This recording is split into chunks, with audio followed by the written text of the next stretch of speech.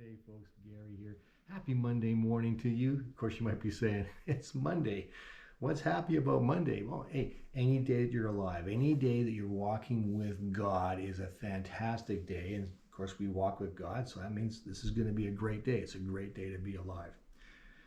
For this week, I want to talk about reflecting God's glory, seeing God's glory reflected. And of course, we can see that all through this earth, throughout creation, we can see God's glory being reflected back to us. We can see the demonstration of his glory in creation. So much so that Paul said there's no excuse. There's no excuse for not seeking out God. In Romans 1, verses 20, actually 19 and 20, this is what Paul says.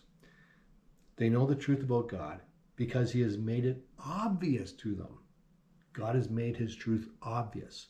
For ever since the world was created, people have seen the earth and the sky. Through everything God made, they can clearly see his invisible qualities, his eternal power and divine nature. So they have no excuse for not knowing God. So is Paul saying, hey, you got no excuse? He's not saying that. What he's saying is, it's so obvious. It's so obvious when we look at the universe, when we look at our solar system. Now that we have science, it's even more obvious because we can see God's creation through a magnifying lens and say, man, it's so incredible.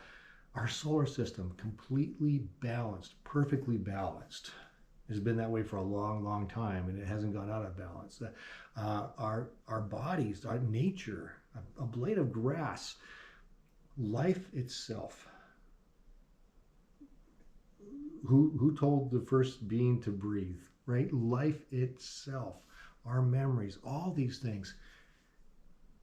It should make you stop and say, how did all this happen? Where did all this come from? And like I said, science can try to come up with rational explanations for it, and that's good. I like science. Science proves a lot of things, and I think science is really, really good. But science has a hard time with miracles and the miraculous. It has a hard time with the divine, but it all points to God. When you do science, you see God. It's like, how did all this happen? How this all has come to be? There must have been a creator. There must have been a designer. There must have been someone who had the architect, the artist. There had to be someone with a plan, and that plan is God. And of course, we see his glory reflected in everything around us. And that is just really, really cool. You want to see God? Pay attention to what's around you. Pay attention to creation and see him. I think it's just really, really amazing. So that's what I want to talk about this week, is reflecting the glory of God and looking for his glory. So hope you join me for that. Thank you for watching. I hope you're going to have a fantastic day today, like I said before. And hey, we'll see you tomorrow.